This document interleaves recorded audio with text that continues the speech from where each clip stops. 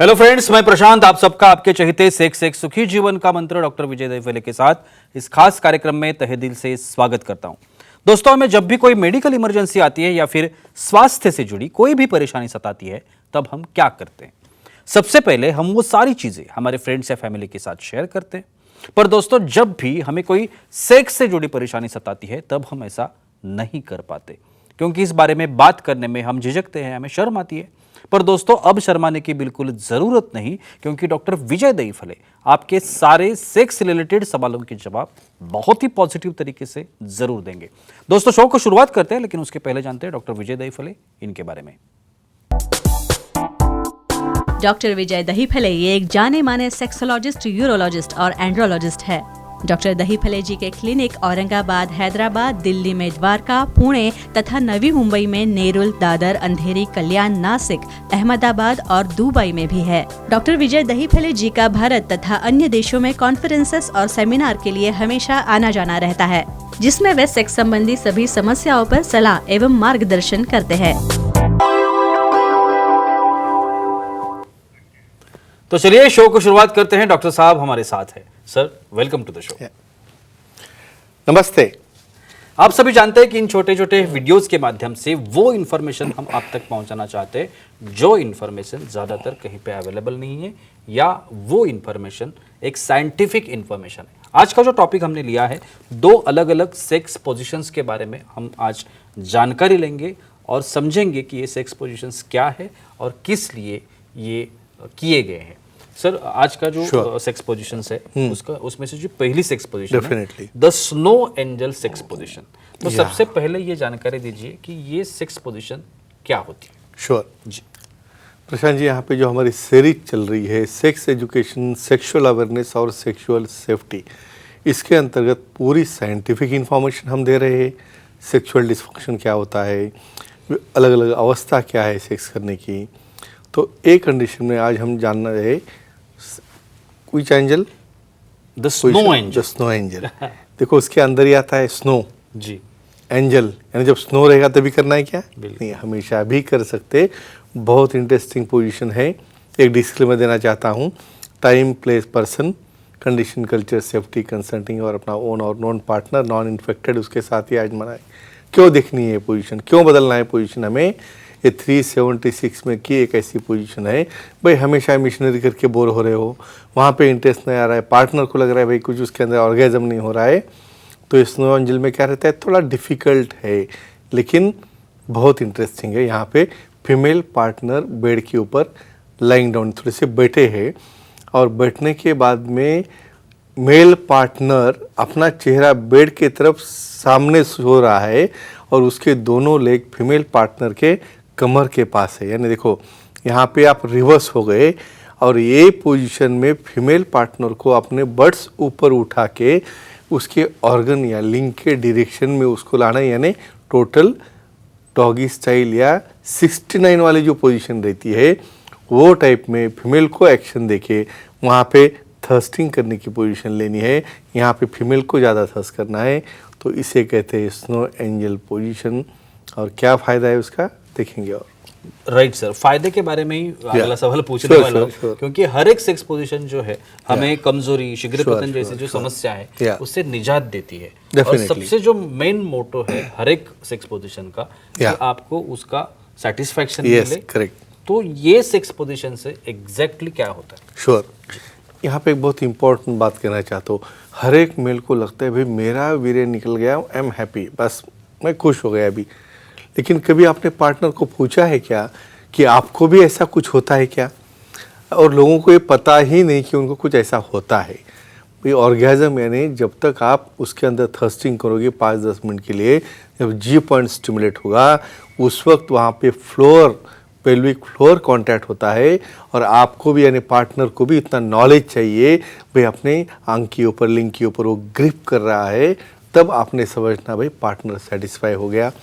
यहाँ पे कितने लोगों को होता है? 50% लोगों को तो पता ही नहीं है। तो ये पोजीशन में पोजीशन रिवर्स होने की वजह से जी पॉइंट का फ्रिक्शन फास्ट होता है, ऑर्गेजम हो रहा है। एंगल बदलने की वजह से वहाँ पे एंजॉयमेंट आ रहा है, यानी ऑर्गेजम के लिए और फ़ायदा हो रहा है। और पोजीशन चेंज होने से मेल का ड्यूरेशन भी बढ़ रहा है। क्यों? क्योंकि यहाँ पे फीमेल एक्टिव होकर उसको थर्स्ट कर रही है, तो ये सबसे बड़ा फायदा है।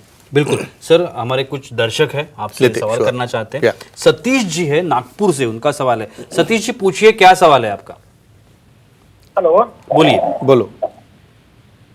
सर, जिसकी नेक सर्जरी हुई है उन्हें सेक्स पोजीशन में क्या सावधानी लेनी चाहिए? Excellent question. नेक्स्ट सर्जरी बिल्कुल। पे हर एक को 40-50 के बाद देखिए सब बेल्ट लगा है गर्दन को, भी यहाँ पे बेल्ट लगेगा मतलब नीचे पूरा लिमिटेशन आ गया। लेकिन फिर भी केयर क्या लेना है? देखो सर्वाइकल रीजन में कोई ऐसी उल्टी पुल्टी पोजीशन लेते हो तो कुछ कॉम्प्रेशन हो गया ना, तो पैरालिसिस होने के चांसेस रहते हैं।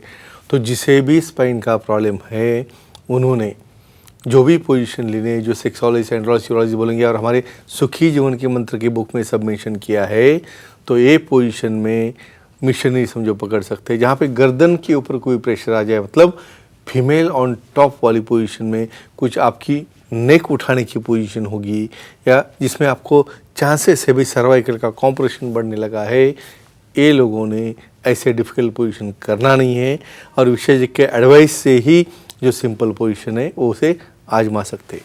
बिल्कुल सर। और एक ये होता है कि मसल्स ग्रुप Yes, स्ट्रांग होना very या good. बॉडी के ऊपर असर होना। Yes, तो yes. ये जो सेक्स पोजीशन है, Yes, इससे correct. एक्चुअल क्या होता है? डेफिनेटली।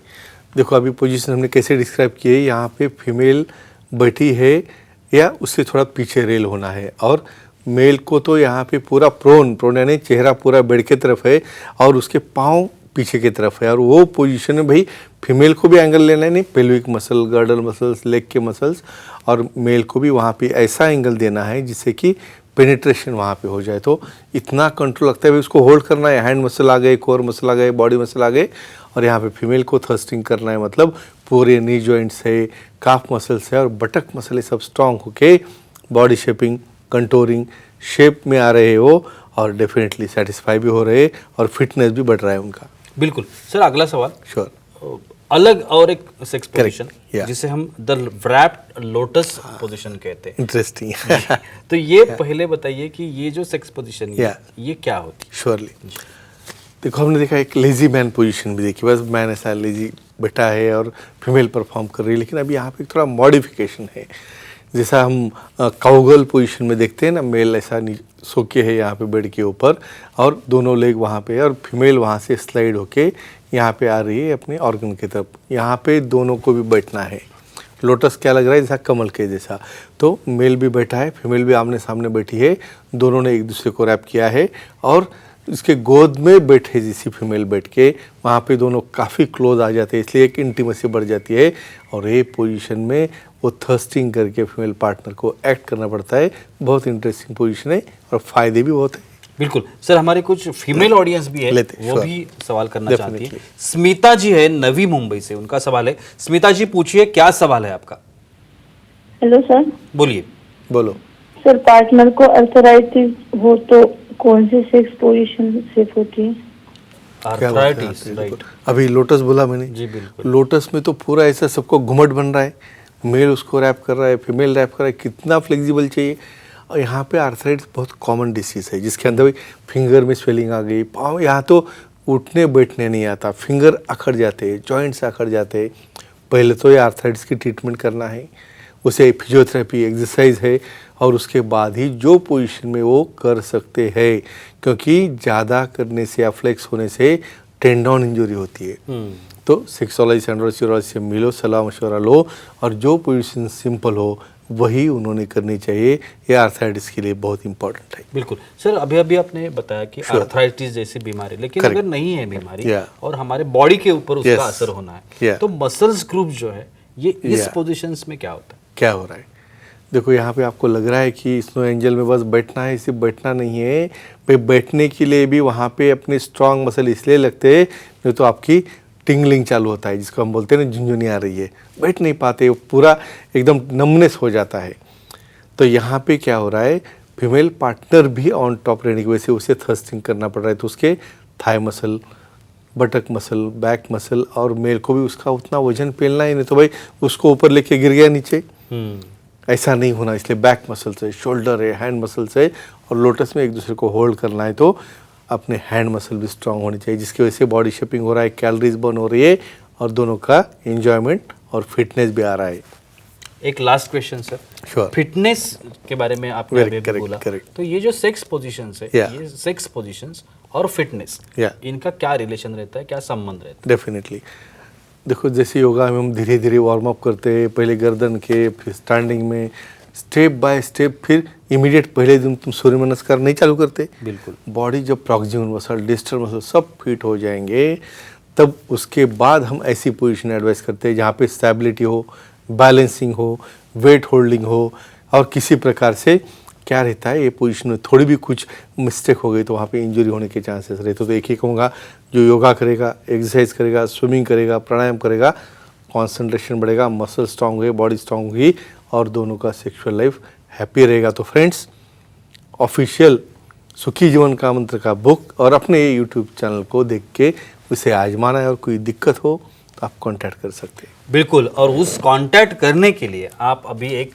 वेबसाइट देख रहे हो, www.andrologist.drvijaydaifale.com, ऐसी एक वेबसाइट आप देख रहे हो, आप नोट कर लीजिए। इस वेबसाइट पर जाकर आप डॉक्टर साहब की अपॉइंटमेंट ले सकते हो बाकायदा। जहाँ जहाँ भी डॉक्टर साहब के महाराष्ट्र में सेंटर्स हैं, उस सेंटर्स पे खुद जाके आप डॉक्टर साहब को अपॉइंटमेंट लेने की ज़रूरत नहीं है। अभी आप बुकिंग कर सकते हैं ऑनलाइन, फिक्स टाइम आपको मिल सकता है और आप डॉक्टर साहब से बात कर सकते हैं। उनके पास जाकर आपके हर एक जो निजी समस्या हो उसके लिए आपको जो भी उपचार चाहिए आप ले सकते हैं सकारात्मक तरीके से। और मैं आह्वान करूंगा, यहाँ पे आपको अगर वक्त की पाबंदी है, एक्चुअली हमें रुकना पड़ेगा, लेकिन आपको कौन सी भी प्रॉब्लम हो तो आप जो अभी कांटेक्ट डिटेल्स है वो तो आपको दिख ही रहे हैं। कांटेक्ट डिटेल्स पे आप डॉक्टर साहब को कांटेक्ट कर सकते हैं। सेंटर्स के नाम है, कहाँ सेंटर्स है आपको पता चलेगा। और जैसे मैंने अभी बताया, आप सेंटर्स अपॉइंटमेंट जो है डॉक्टर साहब की, वो अपॉइंटमेंट उस वेबसाइट पे ले सकते हैं।